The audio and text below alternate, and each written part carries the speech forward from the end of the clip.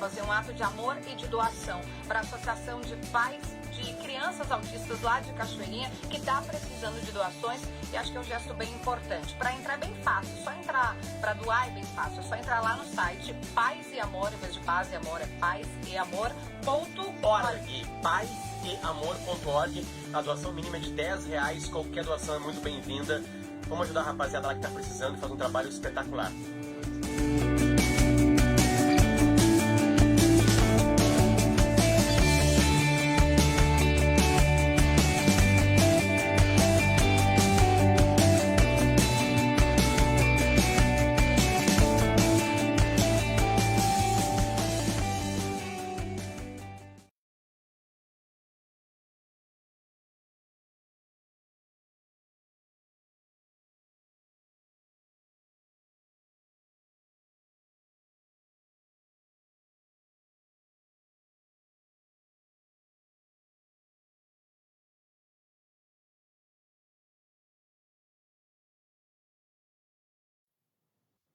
Estou ouvindo a musiquinha.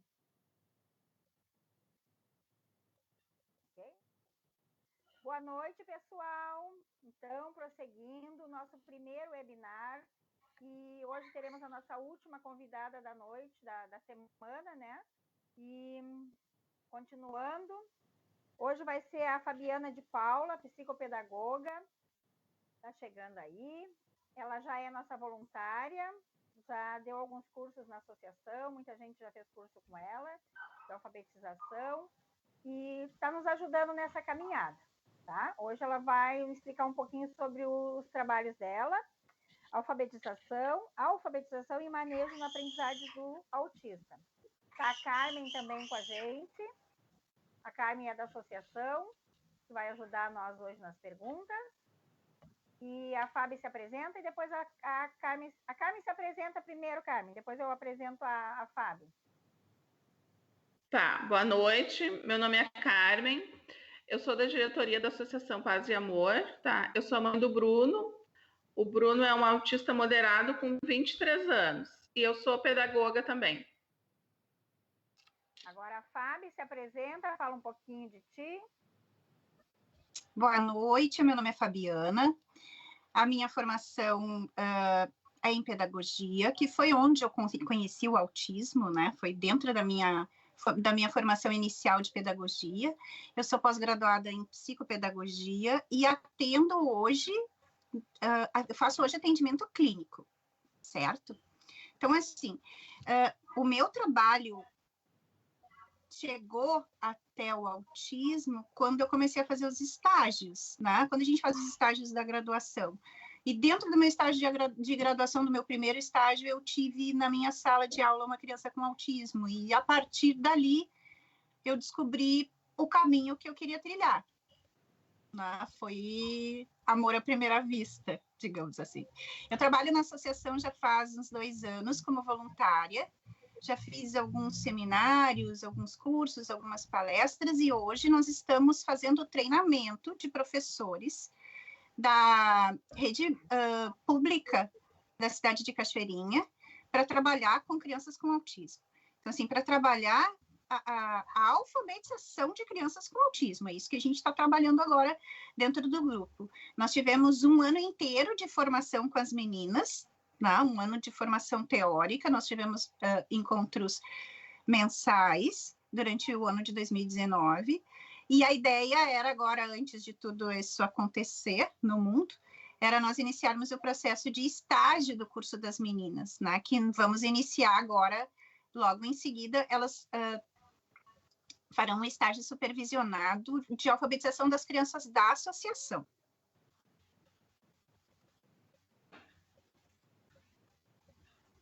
Oi? Fábio? Oi. Tá ouvindo bem? Tô ouvindo.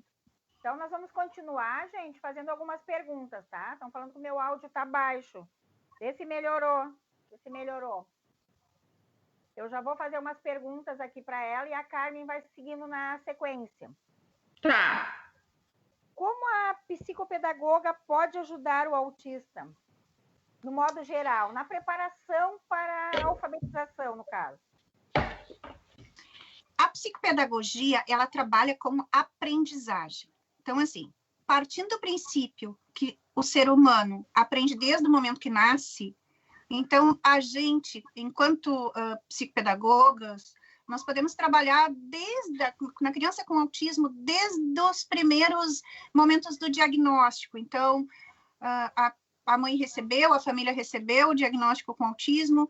Onde é que entra a psicopedagoga? A psicopedagoga vai entrar no manejo do comportamento, se tiver treinamento para isso, ela vai entrar na aprendizagem de vida, porque a aprendizagem não são só números e letras, né? A aprendizagem é uma aprendizagem de vida também, de ajudar com o manejo do comportamento inadequado, ajudar também a preparar essa criança, dependendo da idade que ela está, com os pré-requisitos que ela vai precisar para quando ingressar na escola, né? Porque a gente vai trabalhar a aprendizagem da criança, vai trabalhar.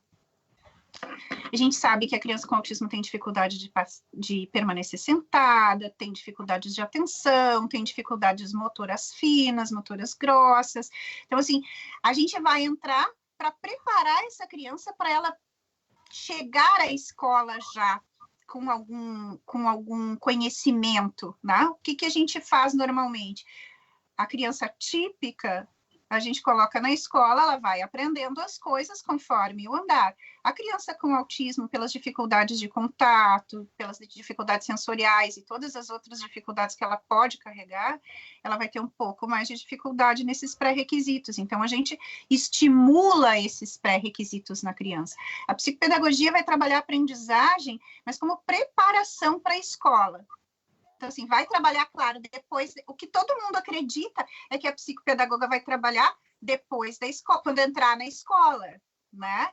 Só que o ideal é a gente trazer a criança para esse tipo de aprendizagem antes dela ingressar na escola regular, mesmo que seja a educação infantil. Por quê?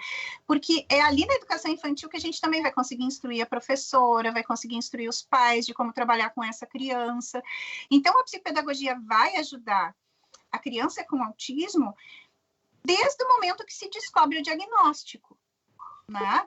É diferente do trabalho da psicologia, da fonoaudiologia, da terapia ocupacional, da fisioterapia. É um trabalho voltado para a preparação para a aprendizagem. Então, uma dúvida que me surgiu agora, a psicopedagoga, ela é uma pedagoga que estudou psicologia também? Como é que é essa formação? Não. A psicopedagoga é uma pessoa formada em educação, então, em várias, ela pode ser em qualquer área da educação. Eu sou formada em pedagogia, habilitação em séries iniciais, e fiz uma pós-graduação em psicopedagogia. A psicopedagogia ela é uma pós-graduação que é voltada toda para a aprendizagem e a parte psicológica da aprendizagem. Então, não envolve só aspectos didáticos, ela vai envolver na formação os aspectos psicológicos da aprendizagem e das dificuldades de aprendizagem, o quanto isso interfere. A formação é em nível de pós-graduação. Tá.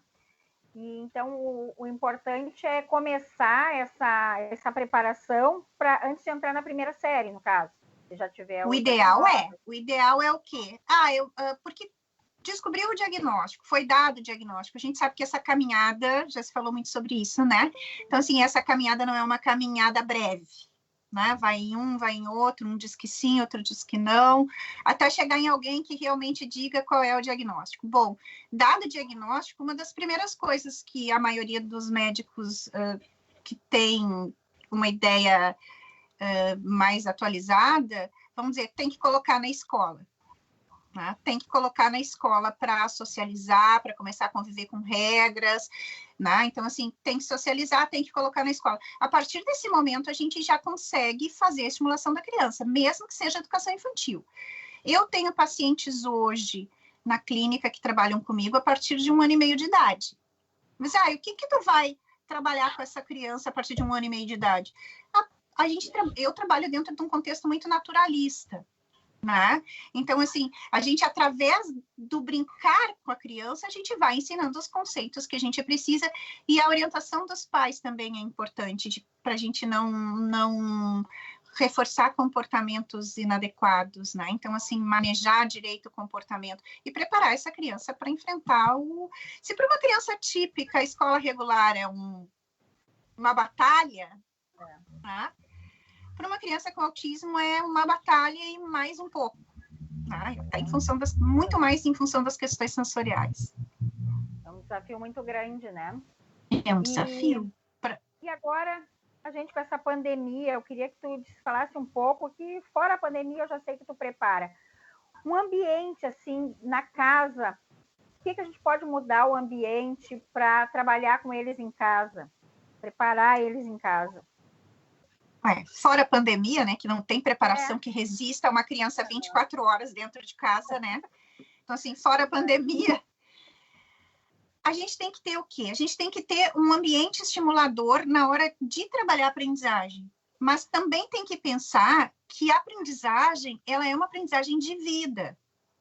Então, assim, todos os momentos, em todos os contextos que eu estou com uma criança dentro de casa, eu posso estar ensinando essa criança. Né? Então, assim, eu posso ensinar essa criança a contar enquanto eu estou brincando, eu posso ensinar essa criança a contar enquanto eu estou recolhendo a roupa e contando junto com ela os prendedores, eu posso ter ela por perto e estar ensinando, falando, eu não estou esperando a resposta dela. Né? Eu estou esperando que ela esteja ali ouvindo o que eu estou dizendo. Né? Então, o que vai acontecer? Eu estou dando banho, eu estou ensinando consciência corporal, a cabeça, a mãozinha, porque existe uma tendência que eu observo em função dos pacientes que eu atendo, da criança não verbal. Por exemplo, a mãe da criança não verbal acaba conversando muito menos com ela do que a mãe de uma criança verbal. Né? Então, assim, como a criança não fala com a mãe acaba dando um banho, por exemplo, né? Que é uma riqueza na aprendizagem da criança, quando ela não tem nenhuma questão sensorial com a água, né? Então, assim, tu vai colocar no banho, quando a criança não fala, a mãe vai dando banho e não vai dizendo nada. Fica aquele silêncio, e, na verdade, a gente tem que usar todos esses momentos para estimulação. Vai ensinar consciência corporal. Aí eu quero saber... eu quero mostrar para minha criança em casa, eu quero sentar ela para fazer atividades. Bom, aí a gente tem que ter um ambiente preparado, a gente tem que ter uma mesinha da altura dela, evitar os eletrônicos por perto, tirar som de celular, desligar a TV e começar devagarinho, porque para qualquer criança trabalhar dentro de casa, a aprendizagem ela é mais complicada do que na escola. Né? Então, assim, e aos poucos, eu tenho que observar o que ele sabe e de onde eu tenho que partir. Não adianta eu pegar a minha criança em casa que tem autismo e colocar ela para preencher uma folha para fazer atividade se ela não consegue segurar o lápis. Então, o que é pré-requisito para isso? O que eu tenho que ensinar antes dela ensinar? Ele conhece, eu recebo às vezes mensagens de pessoas me perguntando assim, ele sabe as letras, ele tem 4 anos e eu quero ensinar ele a ler. Eu digo, não. Ele sabe os conceitos antecessores, ele sabe em cima e embaixo, atrás e na frente, lado direito e lado esquerdo, ele consegue contar, ele reconhece as cores. Por a gente trabalhar muito com a questão não verbal, a gente não consegue identificar esses pré-requisitos, mas eles têm que ser ensinados de qualquer forma. Né? Então, assim, a gente precisa descobrir maneiras de ensinar para essa criança. Eu tive um paciente há uns anos atrás, que ele foi meu paciente durante muito tempo no processo de alfabetização, e ele não é verbal até hoje. Hoje ele é um menino grande, não é verbal. E ele aprendeu a ler, e ele aprendeu a escrever, e a gente não sabia. Mas eu sempre, né, ele estava em época de alfabetização, eu estava fazendo o processo de alfabetização com ele, e estava fazendo, mas ele nunca verbalizou, né? E aí, um tempo depois que eu achei que ele já tinha progredido bastante, a gente fez testes, e eu colocava figuras e pedia para ele escrever o nome, ele sabe escrever. Depois eu colocava palavras e pedia para ele fazer o desenho e ele sabia ler. Então, assim, a gente não pode se deixar levar só pela questão não verbal. Né? Tá, ele não fala, ele não senta. Mas ele, Fabiana, ele não senta para trabalhar. Bom, então a gente tem que começar por aí. Então, antes de mostrar as letras para ele, a gente tem que ensinar ele a sentar um pouquinho. Não vamos esperar que ele fique sentado 4 horas, mas vamos ensinar ele a sentar um pouquinho e começar devagarinho. Né? O nível de expectativa precisa ser adequado também. Tá. Eu vou ler aqui umas perguntas aqui que está aparecendo. Infelizmente, o diagnóstico, a Jéssica falando, infelizmente o diagnóstico muitas vezes demora. Muitos alunos chegam à escola e lá são encaminhados para investigação. Aí já passou todas essas etapas aí que tu está falando, né? Já pulou essas etapas da preparação. E aí fica mais difícil trabalhar com essa criança? O cérebro do ser humano, ele é perfeito, né? Então, assim, a gente partindo do princípio que nós nascemos para aprender até o último dia da nossa vida, nunca é tarde. Então, assim, chega a vez, eu já recebi perguntas assim, mas ele é adulto, ele pode ir aí aprender a ler? Pode, por que não? Né? Então, assim, nunca é tarde. A diferença de alfabetizar de começar a estimulação de uma criança aos 4 anos e aos 8 anos é só o tempo que a gente vai levar. É a única diferença. Né? Então, assim, o que a gente vai ter que fazer? A gente vai ter que partir do princípio de onde ela parou. Então, chega lá a criança na primeira série, é o que nós estávamos falando há pouco. Chega lá a criança no primeiro ano, na escola regular, ela não entra na sala. Ela não senta. Ou se ela senta, ela permanece muito pouco tempo sentada. Então, assim, para onde eu vou começar? Então, vamos começar dando esses pré-requisitos para ela poder aprender. Porque vai aprender, toda criança tem capacidade de aprender, toda pessoa tem capacidade de aprender. Né? Verbal, não verbal, a pessoa que enxerga, a pessoa que não enxerga, a pessoa que anda, a pessoa que não anda. Então, assim, todos são capazes de aprender. E é nisso que a gente tem que acreditar. Eu recebi o diagnóstico muito tarde, não pude estimular, então começa agora. A hora de estimular é agora. Em qualquer momento, é hoje. Né? É isso que a gente tem que fazer. O diagnóstico foi, quando chegou na escola, sem problema, vamos lá. Só vamos ter que fazer um pouco mais de tempo, talvez, um pouco mais de carga horária, talvez, mas quanto a aprender ou não aprender, eu acredito que seja só uma questão de tempo aí. A diferença vai ser o tempo. Eu sou prova viva aqui em casa disso. Fábio, e assim, ó, a minha pergunta é em relação ao autista que tem alguma outra comorbidade, tipo um retardo mental, né, uma deficiência intelectual. No momento, sei lá, ele tem 15, 20 anos que eu... Tá me ouvindo? Tô te ouvindo, corta um pouquinho, mas eu tô te ouvindo. Tá ouvindo? Tô ouvindo. Tem um momento que eu posso dizer que, não, agora ele não se alfabetizou, eu vou desistir, digamos assim. Ou eu posso continuar sempre com isso? Olha, eu acho que não existe esse momento, na verdade. Existe. A maioria das crianças com autismo, elas têm alguma comorbidade. Né? Então, assim, aí a gente vai ver que tem um índice bem grande de TDAH, que dificulta a aprendizagem. Tem um índice bastante significativo de deficiência intelectual leve, que dificulta a aprendizagem. A gente vai ver um índice grande de problemas sensoriais que também vão trazer esse tipo de dificuldade. Então, assim, desistir, eu acho que é uma palavra que a gente não pode usar. A gente vai ter que fazer o quê? A gente vai ter que observar melhor a forma que essa pessoa aprende, o método que está sendo usado para ela. E se a alfabetização formal, como a gente está acostumado a ver, é realmente o que ela vai precisar agora, nesse momento da vida dela. Né? Então, assim, eu tenho um paciente de 25 anos em processo de alfabetização, né? Mas antes do processo de alfabetização, ele não sabe vestir a roupa sozinho. Ele precisa da ajuda da mãe ainda, né? Então, o que é mais importante a gente ensinar para ele agora? né? Mas importante agora é eu dar toda essas habilidades para ter uma vida um pouco mais autônoma, para que ele se empodere disso e a partir daí seja capaz de aprender.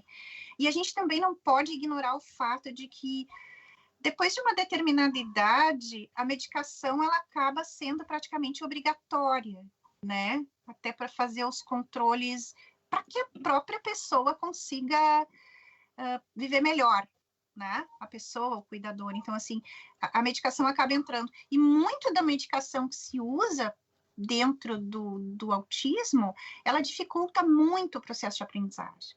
Ela dificulta muito os processos atencionais, ela dificulta muito os processos de agitação psicomotora.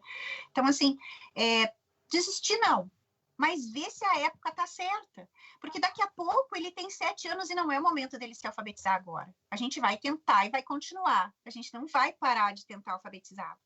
Mas a gente vai alfabetizá-lo e, ao mesmo tempo, cuidar do resto todo em volta. Ele está indo ao banheiro sozinho, ele está comendo sozinho, a restrição alimentar dele é muito grande, a gente lida com...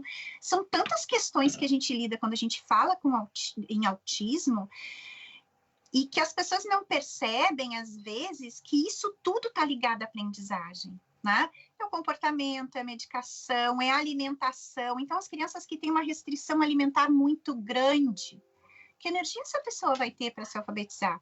Né? Então, assim, o que a gente precisa resolver primeiro? Então, vamos dar condições de vida mais autônoma, vamos dar condições de vida mais adequadas, e aí a gente continua investindo no processo de alfabetização até o dia que vai alfabetizar. Eu acho que desistir não, eu acho que não chega a hora, na minha opinião, né? Na minha opinião, não chega a hora de desistir. Eu acho que a gente precisa continuar insistindo até o dia que a gente vai olhar e vai dizer, olha, ele não está lendo, mas ele tá aproveitando isso tudo que a gente está dando para ele. Uma pergunta, eu vou fazer uma, depois tu vai fazendo outra, tá, Carmen? Uma psicopedagoga pode desistir da alfabetização de um autista adolescente depois de muita insistência? Desistir, todo mundo pode desistir, né? Eu não desisto. Eu não desisto. Eu vou dizer assim, eu não desisto.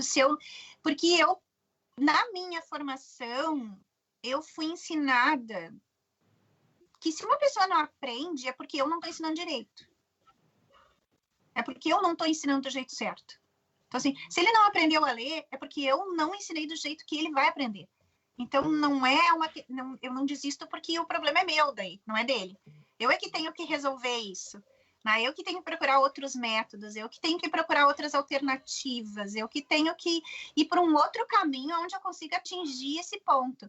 Porque quanto mais eu estimulo o processo de alfabetização, mais chances eu tenho de que ele aconteça. Né? Então, assim, eu não vou desistir porque eu vou tentar de outro método. Se ele não aprendeu, na minha opinião, né? Se ele não aprendeu, o problema não é dele, o problema é meu que estou ensinando. Então, desistir não existe. Para mim, não. Carmen? Carmen? Congelou a Carmen, eu vou continuar aqui. A Paty diz que ela faz com o filho dela, até os degraus das escadas ela conta. Falando naquele outro assunto que a gente estava falando, né, da estimulação. Jéssica, o atendimento psicopedagógico é importantíssimo, porém poucos têm acesso na rede pública gratuitamente. Isso é um fator que dificulta bastante, né, Fábio? Isso é, porque a psicopedagogia, enquanto profissão, ela não tem a regulamentação toda ainda, né? Tramita no Senado há muito tempo e tá lá. Então, enquanto não tem a regulamentação, ela não é reconhecida pelo rol da ANS. Né? Então, assim, ela não é oferecida nem pelo serviço público e nem pelo convênio. Hoje, alguns convênios já reconhecem a psicopedagogia, mas é um processo diferente do processo normal. O que acontece? O neurologista precisa laudar a criança e exigir o tipo de profissional que ele quer. Aí esse pedido do neurologista vai para o plano e o plano, na maioria das vezes, concede o atendimento. Né? Alguns planos, a maioria tem concedido o atendimento dessa forma, mas no serviço público não tem. Mas existem outras alternativas, como as associações, né? Eu sou voluntária na Paz Amor, eu sou voluntária na Camaleão, né? Já fui voluntária em outras associações. Então, as associações são interessantes de procurar. Todas as universidades que dão o curso de pós-graduação em psicopedagogia, elas têm gente para trabalhar. Eu fiz a minha pós-graduação na PUC e eu optei por fazer o meu estágio na clínica da PUC. Nós atendíamos crianças do entorno, de baixa renda, que se inscreviam para o programa. Então, assim, aqui na Ubra de Gravataí tem, a Cezuca tem atendimento gratuito para várias especialidades, inclusive. A gente procura. Algumas escolas têm a psicopedagoga na sala de recursos para ajudar. Então, assim, tem como procurar recurso. Não é acessível, ótimo se fosse, né? Mas não é nesse momento. Talvez depois da regulamentação da profissão seja melhor. Tomara. Agora a Cris está perguntando, quando eu tenho que começar a pensar numa ajuda nessa área? Minha duplinha está com 5 anos, ela tem gêmeos, 2 meninos gêmeozinhos. Então, com 5, então já dá para começar, né? Já dá para começar, já está na hora de começar a estimular. Por quê? Para que a gente diminua as dificuldades que eles vão enfrentar mais lá na frente. Né? Então, assim, começar a avaliar os pré-requisitos que a gente precisa que eles tenham para entrar no processo de alfabetização. Porque alfabetizar não é saber letra. Né? Então, assim, ele gosta das letras, ele sabe as letras, vai ser fácil para ele na escola. Não é tão simples assim. Né? Às vezes ele sabe ler, ele aprendeu a ler sozinho, né? Mas o hiperfoco não faz com que ele consiga usar isso de forma adequada. Então, assim, ele conhece as letras, mas ele não junta sons. Ele conhece letras, ele não conhece os sons. Ele junta letras, ele conhece os sons, ele lê palavras simples, mas ele não consegue escrevê-las, porque ele tem muita dificuldade motora, né? Ele lê, ele conhece as letras, ele lê as palavras, ele consegue escrever da forma dele, mas aí ele não interpreta de forma adequada, né? Então, assim, são essas questões que a gente precisa avaliar. Então, eles têm 5 anos de idade, está na hora, porque os 6 estão aí, a escola regular está aí, e não é um processo simples. Não é um processo simples nem a adaptação deles na escola regular e nem a aprendizagem, porque cada um aprende de uma forma. E pode muito bem que esses meninos da Cris aprendam da forma regular, mas aí a gente tem todo o contexto sensorial, o contexto social da escola, que é complicado. Então, Cris, está na hora de estimular essas crianças o máximo que puder. Ok. A Márcia perguntando, olá, gurias, boa noite. O Bernardo está no 3º ano e a professora manda muita atividade para a turma fazer em casa. Ele não se mostra muito interessado. Que estratégia posso usar com ele na escola? Ele faz as atividades, na escola ele faz as atividades propostas, mas em casa ele não está se mostrando muito motivado, interessado por fazer. Qual é a estratégia? A gente pode pensar, por exemplo, em como é que está sendo esse momento em casa. Né? Como é que está sendo esse momento dentro de casa? É um momento preparado? É um momento adequado? É um momento positivo de trabalho? Né? Porque a gente não pode tornar o aprendizado, isso é de qualquer pessoa e de qualquer criança, a gente não pode tornar o aprendizado um momento estressante, um momento complicado, um momento chato. Então, o que a gente precisa ver? Tá, eu tenho uma outra pergunta, posso fazer? Oi. Deixa ela terminar. Então, assim, tentar verificar se o ambiente e o momento está adequado, se é o momento certo para ele, se ele está muito... de manhã ele não é muito disposto, ou no final da tarde, depois da aula, ele está muito cansado. ou então fazer com que as atividades que ele gosta sejam depois da lição de casa. Né? Então, assim, ele chegou, um exemplo, ele chegou, tomou café, se sentou, viu 1 hora de desenho. Ele não vai querer fazer atividade mesmo. Né? Nem a gente vai querer fazer nada depois disso.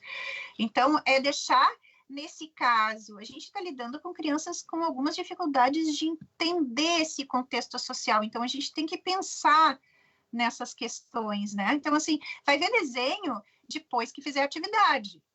Né? Se não fizer, essas atividades são adequadas para ele, ele tem condições de fazer, isso tudo tem que ser observado. Se observou que a atividade é adequada para ele, ele tem condições de fazer isso, então, assim, começar a modificar os horários, começar a modificar a rotina, colocar o desenho, a atividade, ou o jogo, ou o celular, para depois da hora da tarefa, sabe? E começar a prestar atenção nesse tipo de coisa, porque a falta de disposição, e a gente tem que pensar também, né, que a gente está lidando com pessoas, e nem sempre a gente está disposto, e nem sempre eu estou disposta a chegar em casa e estudar, e eu estudo, mas a diferença entre eu e uma criança de 5 anos, por exemplo, que é o meu filho, é grande, mas são pessoas, né, então assim, nem sempre ele vai estar disposto a fazer as atividades de casa, nem sempre ele vai estar interessado porque não faz nenhum sentido aquilo para ele. Né? Então, assim, se para a criança típica já não faz sentido, para a criança com autismo deve fazer um pouco menos de sentido ainda. Né? Então, o que a gente faz? Tentar estimular as coisas legais para depois da atividade. Faz as atividades de casa ou conversa com a professora e diz que ele não faz tantas atividades, que ele vai fazer a metade porque é o que ele tem condições de fazer. Né? As adaptações para a criança com autismo perpassam, inclusive, pelo tema de casa. Então, assim, se ele não tem condições, se é um processo ruim para ele, um processo doloroso demais para ele fazer tantas atividades depois da escola, é conversar com a escola, a orientadora, a professora, e dizer, olha, eu não tenho condições de fazer 3 folhas. Eu tenho condições de fazer 1 folha, é isso que ele vai levar. Né? Avalia. Isso é uma coisa para se avaliar. Às vezes, a gente só mudando um pouco da rotina já consegue um pouco mais de motivação para eles fazerem atividade de casa. Eu acho que caiu a Carmen, né? Eu vou prosseguir aqui. Amanda, a minha filha conhece o alfabeto e algumas formas e números, mas tem muita dificuldade de ficar sentada e se concentrar. O que eu posso fazer para ajudar mais ela nisso? Ela tem 6 anos e tem autismo leve. Aquilo que eu estava falando, né? 6 anos e autismo leve, que, né? Tem autismo leve que nem sempre é tão leve assim, né? A gente sabe, né? Então, assim, essas dificuldades de concentração, elas são pertinentes a uma criança de 6 anos de idade. Né? Então, assim, toda criança com 5, 6, 7, 8 anos é uma criança que para pouco tempo sentada. Né? Então, isso é pertinente à infância. Né? Então, o que a gente precisa fazer? É como eu estava falando há pouco, num outro contexto. A gente precisa tornar esse momento estimulante. Então, assim, eu sentar com uma criança de 5, 6 anos de idade, numa mesinha, e mostrar para ela as letras, ou mostrar as formas, ou fazer... E ela não se interessar, ela vai correr, ela vai caminhar, ela vai andar, ela vai chorar, ela vai se desorganizar por causa disso, porque ela não tem interesse nenhum. Então, assim, transformar esse momento num momento mais interessante para ela parar um pouco mais de tempo sentada, né? Outras formas de estimular a criança a parar um pouco mais de tempo sentada também é mudar o contexto do lugar onde é que ela está. Onde é que ela está fazendo as atividades? Onde é que ela está estudando? Né? Vamos prestar atenção no ambiente, vamos prestar atenção no momento, vamos prestar atenção no dia e também prestar atenção nas comorbidades que essa criança pode ter. O autismo leve, ele carrega 70% das vezes o TDAH, né? Então, assim, não tenho que resolver só esse problema de socialização. Às vezes eu vou precisar de ajuda com o TDAH. Né? Então, assim, vamos analisar um contexto maior, assim. Quem sabe é uma comorbidade que está atrapalhando, e por mais que a gente faça, a gente não vai conseguir, a não ser que a gente lide com a comorbidade primeiro.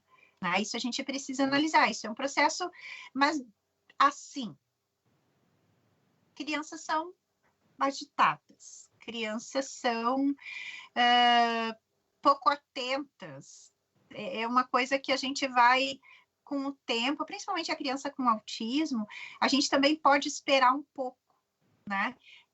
Tentar ensinar para elas coisas enquanto a gente está fazendo outras atividades, ou como eu estava dizendo lá no começo, que a gente estava conversando, ensinar ela dentro de um contexto mais naturalístico, não precisa ser sentada na mesa.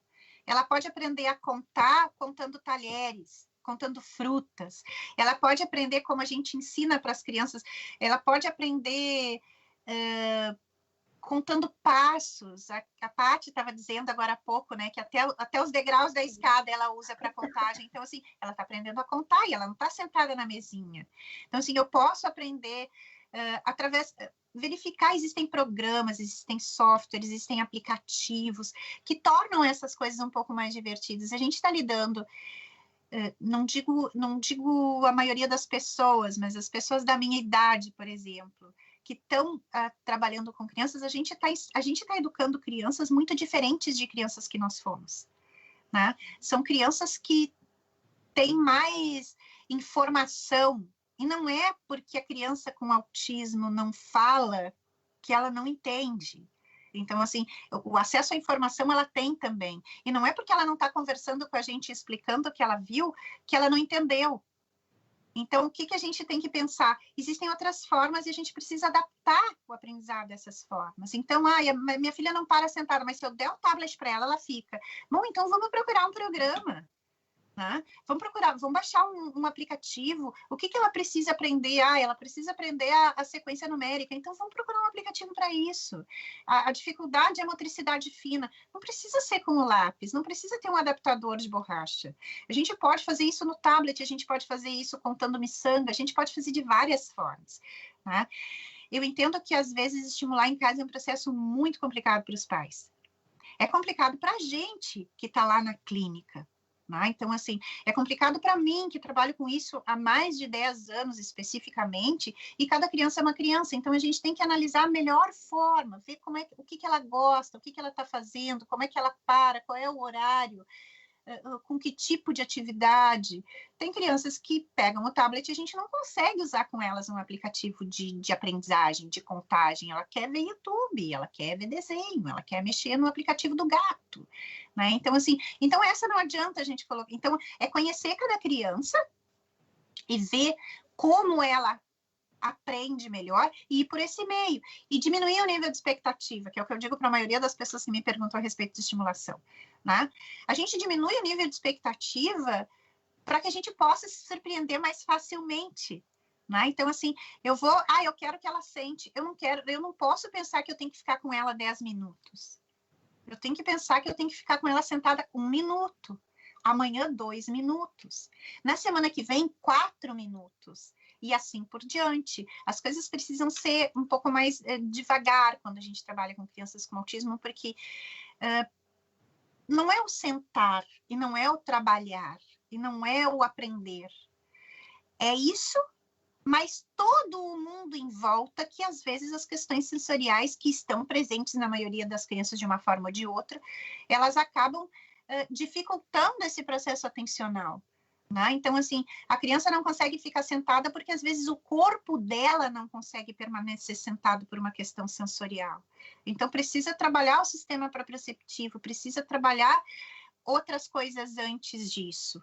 Tá? Então, assim, não é só o não sentar, não é só o não prestar atenção, é o mundo todo em volta, né? Como a gente sabe que a maioria das crianças, ou uma boa parte das crianças, elas ouvem mais do que a gente, elas enxergam mais do que a gente, elas sentem mais do que a gente, ou ao contrário, elas não ouvem, elas ouvem metade do que a gente ouve.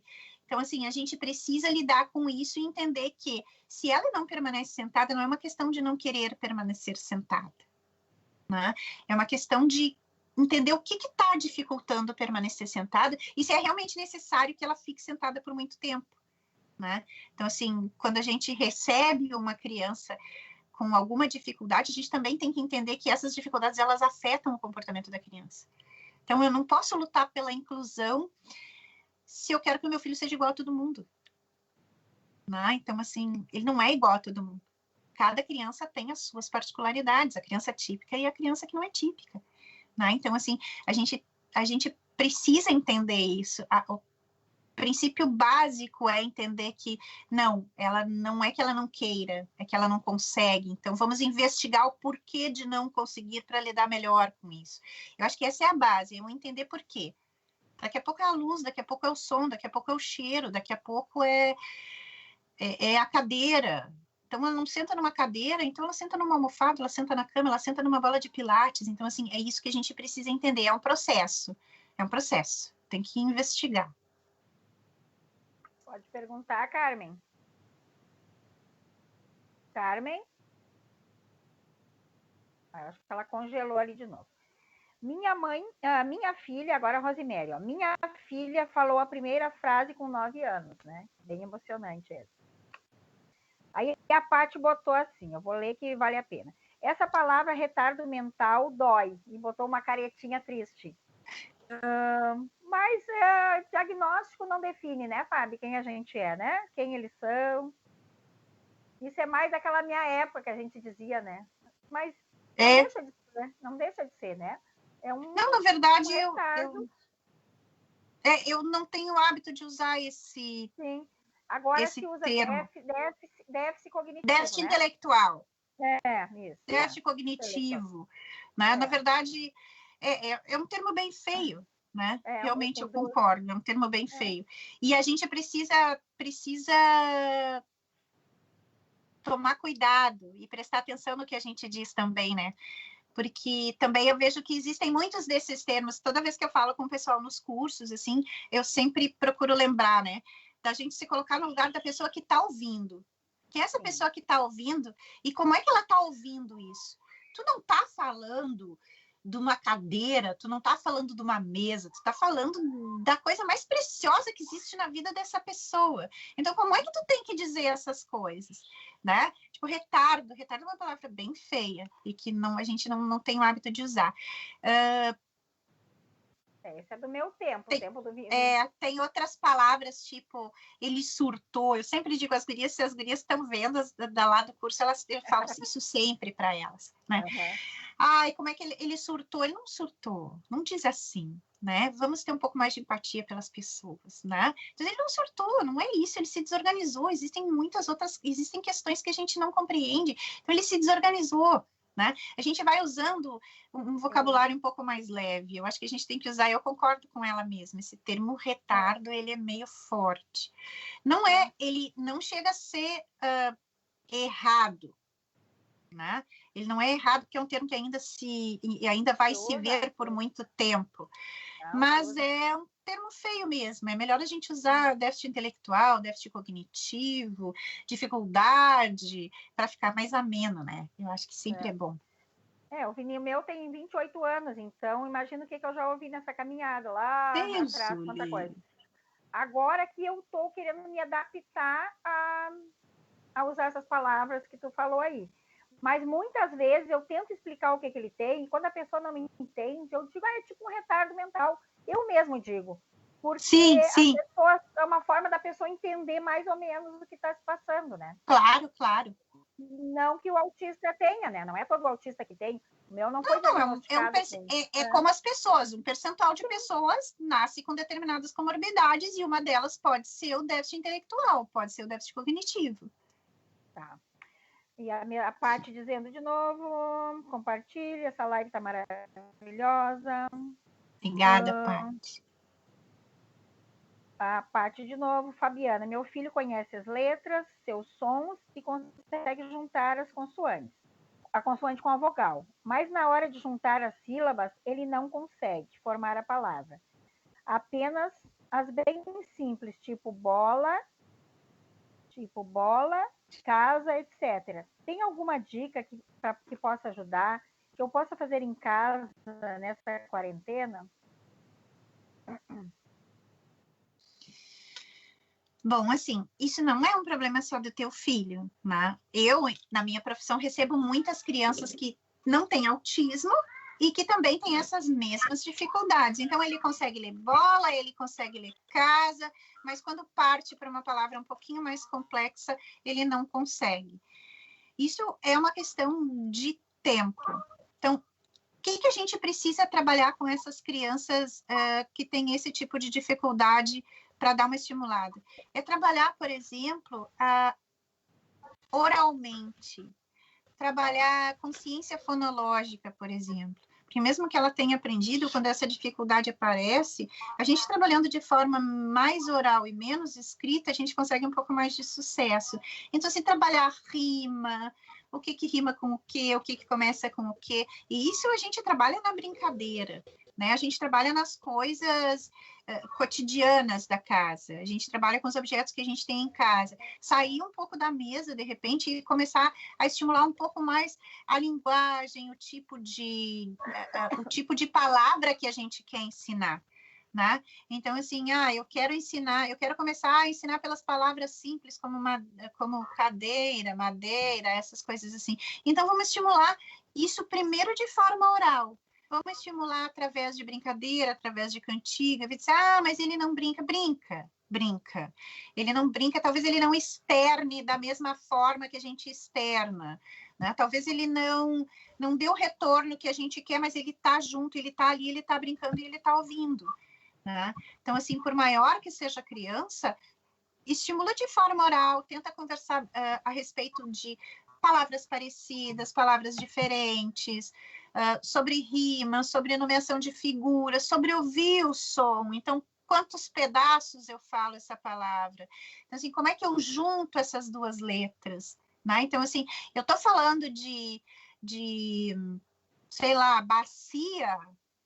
Então, assim, mas ele não leu bacia. Bacia. Então, como é que eu vou estimular isso? Bom, então eu vou conversar, vai falar sobre a bacia, vai dizer como é que é. Eu vou conversar e vou estimular de forma oral primeiro.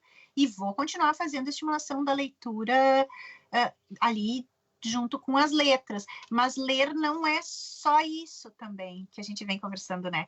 Então, assim, é bom, mas dá um tempo. Cada criança tem um tempo. Não sou pediatra, né? Aquela aqui. Eu não sou aquele pediatra que diz que cada criança tem um tempo para falar. Né?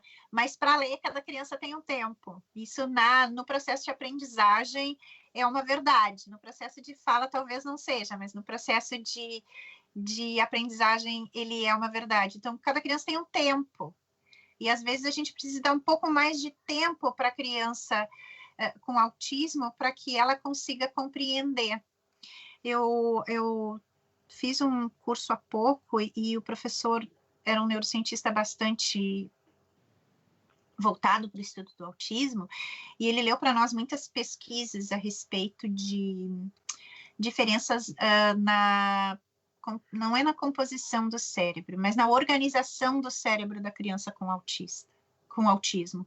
Né? Então, o que ele explicou para a gente? Que normalmente as crianças ao longo do desenvolvimento, elas vão especializando o cérebro em determinadas áreas. Então tem uma área especializada para fala, uma área especializada para isso. Não estou falando das habilidades básicas lá do hipocampo, lá respirar, essas coisas assim, estou falando das aprendizagens. Né? Então, assim, e o que os estudos mostram? Que o cérebro da criança com autismo, ele não é um cérebro tão especializado quanto o cérebro de uma criança típica. Então, o que acontece? Dá muita confusão, às vezes, na entrada. Então, a gente fala... um exemplo bem fácil de entender é assim. Ele ouve o barulho do liquidificador e ele começa a gritar desesperado. O que é isso? Isso é a falta de... Segundo as pesquisas, não sou eu que estou dizendo, isso é a falta de especialização do cérebro. E como é que isso acontece dentro? Às vezes, a entrada sensorial, a entrada auditiva, o barulho causa dor, porque o cérebro não é especializado. Então, onde ele tinha que receber só a parte de ouvir, junto com essa parte, ele acaba sentindo dor. Então, assim, por que ele tapa os ouvidos e grita e se desorganiza e sai correndo e joga no chão no barulho da moto? Porque às vezes a gente não compreende que a falta de especialização do cérebro dele está fazendo ele sentir dor quando ele ouve esse som.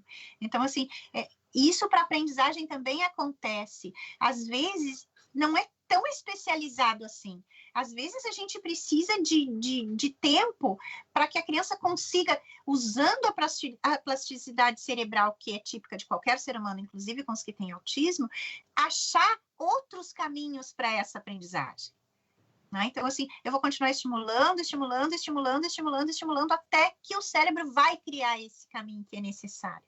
Então, é isso que a gente tem que pensar, que na hora que a gente vai ensinar uma habilidade... Porque ler e escrever, ele não é como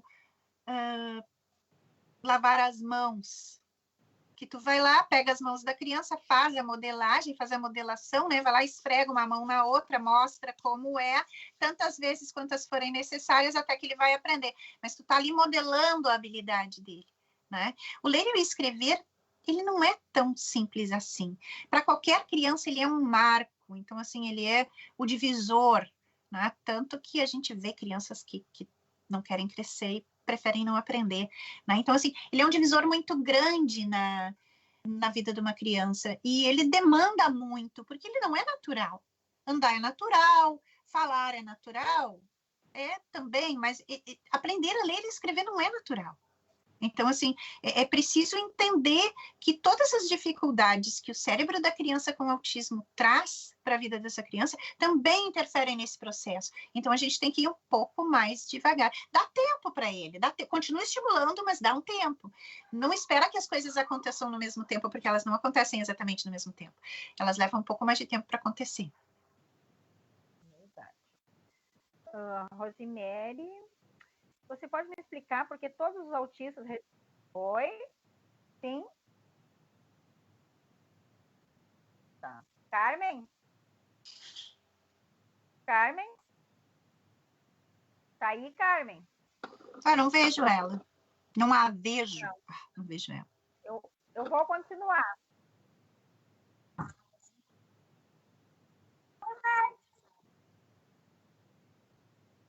Carmen? Oi, Carmen. Carmen? Oi. Te vejo, Carmen. Carmen?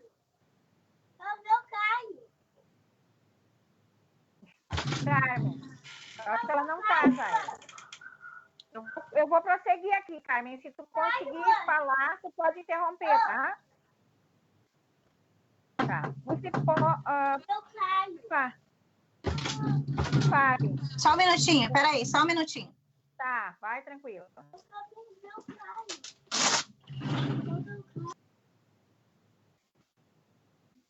E aí, Carmen, tá aí por aí? Como a gente estuda em home office, né, gente? Você sabe que tem que aquietar as crianças de vez em quando. Home office é assim, né, Fábio?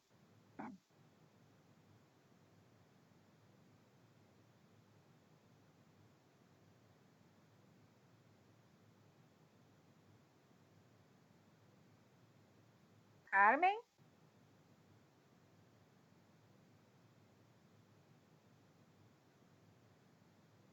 Peraí, deu? Deu.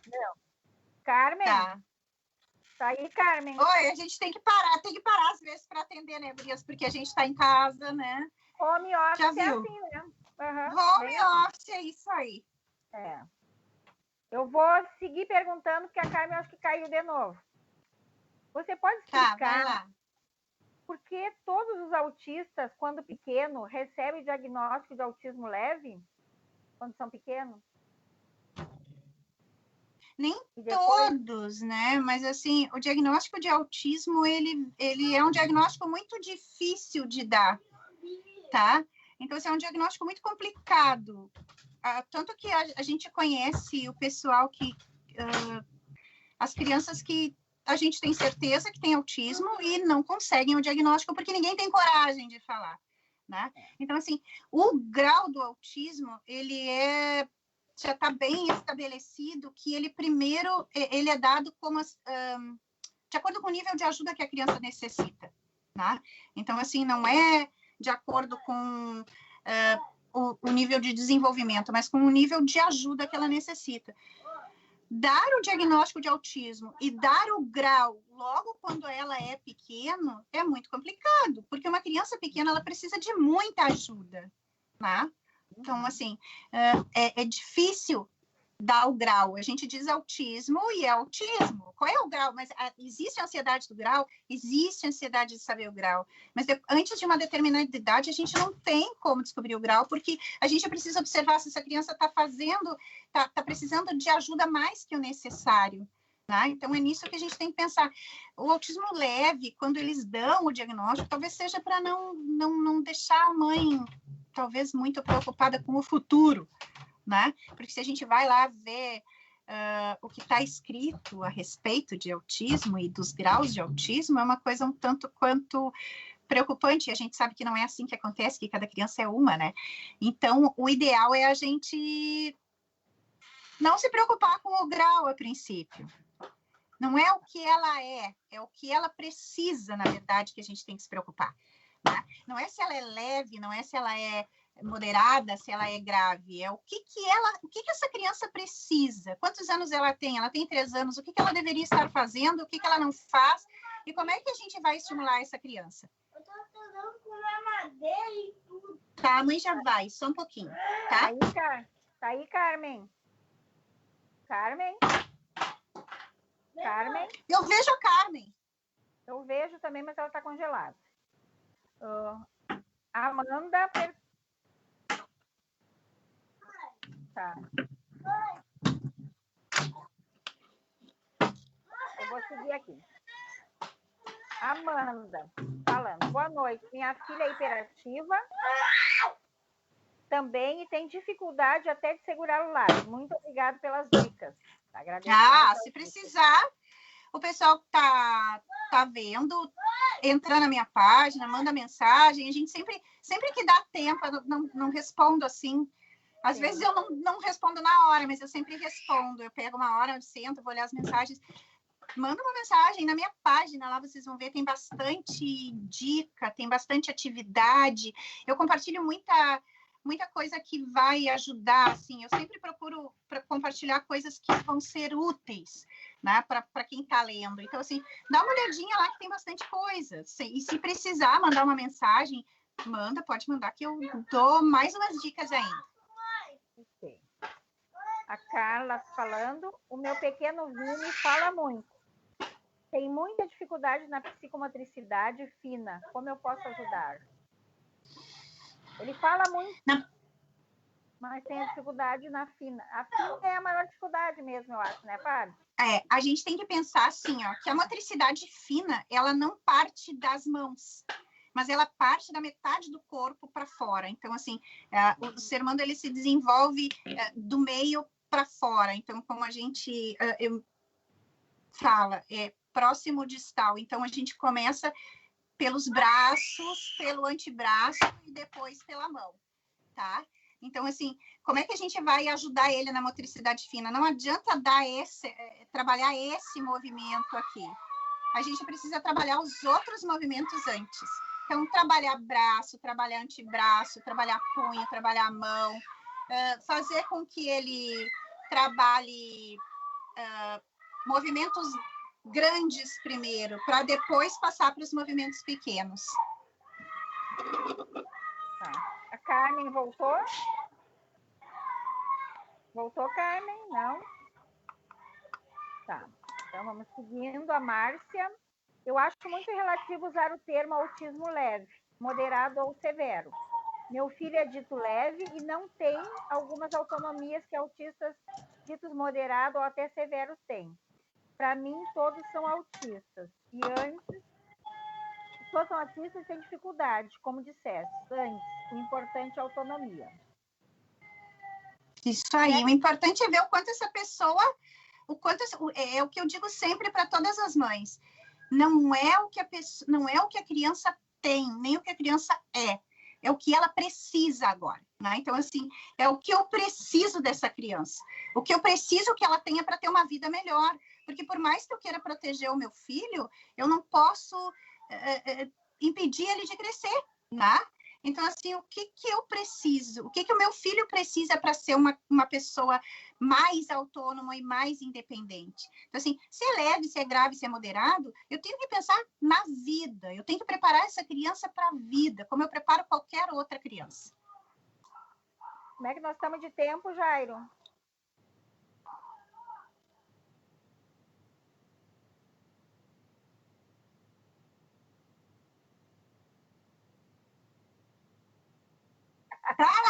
Tá, meu filho tá querendo participar, gente, da live. Ele tá inconformado que ele não pode. Mas deixa ele vir.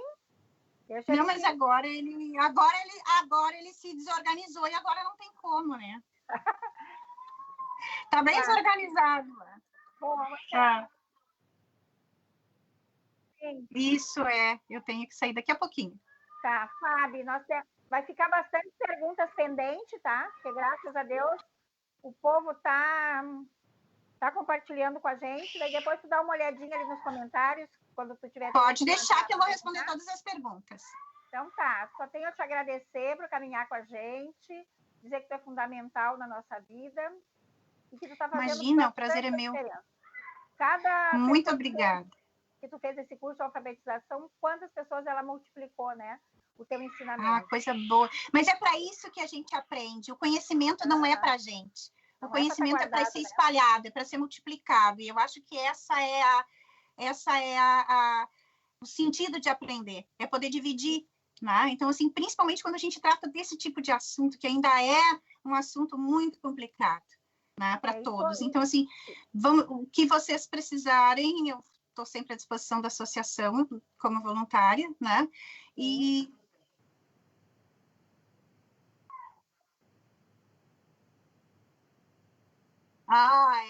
pois é.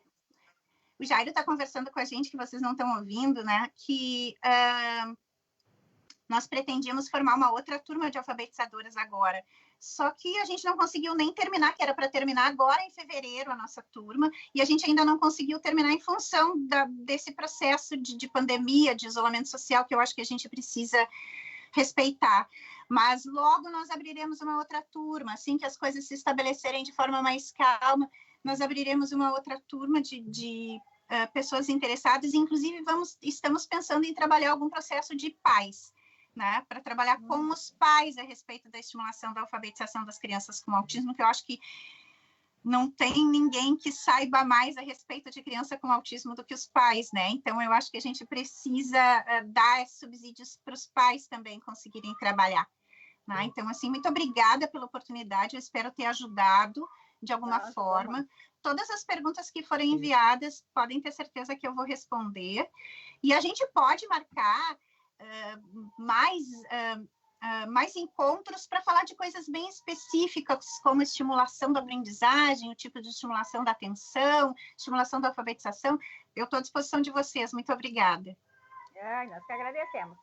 Já pegando esse gancho, né, Fábio, vamos aproveitar que a gente está isolado e vamos continuar fazendo essas lives. Agora nós vamos programar outra coisa. Já que teve bastante adesão, os assuntos são ótimos e bem relevantes, né? E é muito necessário a gente fazer isso. Sabe que teve mais pessoas do que às vezes muitas reuniões que a gente faz ao vivo, porque as pessoas conseguem chegar no computador mais em casa do que poder sair de casa. Então, pessoal, o lado positivo do isolamento, né? O lado positivo do isolamento. Eu acho que era isso que a gente tinha que aprender. Então, nossos canais, o nosso Face, a nossa página está aberta. Coloquem sugestões, de repente, de live, de profissional, que vocês querem, que vocês precisam.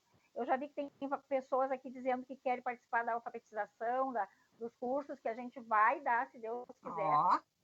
Se não dá para dar presencial, a gente pode dar até online. Podemos, e eu vou fazer um teste, nós vamos fazer um teste amanhã com o pessoal da turma que está em andamento para fazer virtual.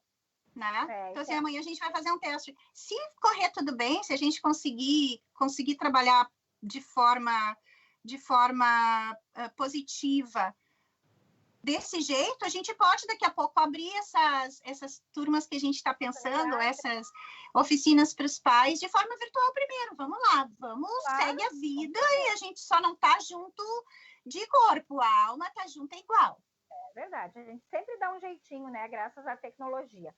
Então, pessoal, muito obrigado por assistirem a nosso primeiro Biennar, né? Foi a semana bem cheia, a gente tem bastante atividades.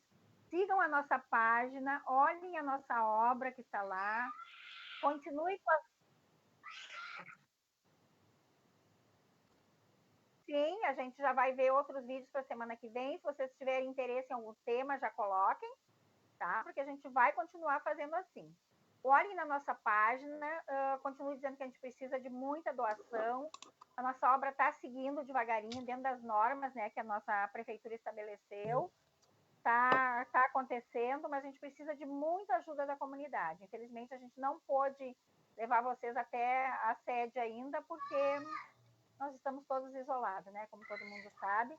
Mas a nossa ideia era esse mês já alguma coisa inaugurar, não foi possível. Mas continue nos seguindo. Tem bastante novidades, a gente sempre coloca coisas novas na nossa página. E só tenho a agradecer. Muito obrigada, pessoal. Um ótimo fim de semana. Obrigada. Boa noite. Boa noite, Fábio. Críticas são bem-vindas. Coloquem nos comentários, tá? E tá tudo certo. Muito obrigada por tudo. Obrigada, Fábio. Eu que agradeço. Boa noite a todos. Até a próxima. Boa noite, até. Pessoal. Tchau, pessoal. Tchau.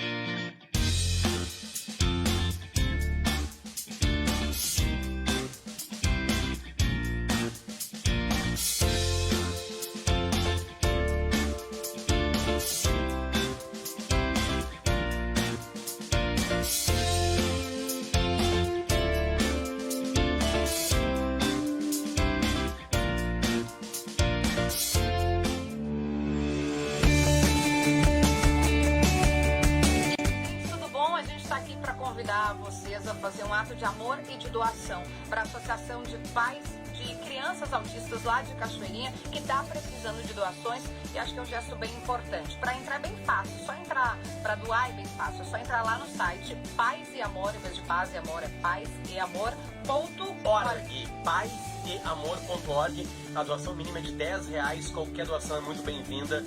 Vamos ajudar a rapaziada lá que está precisando e fazer um trabalho espetacular.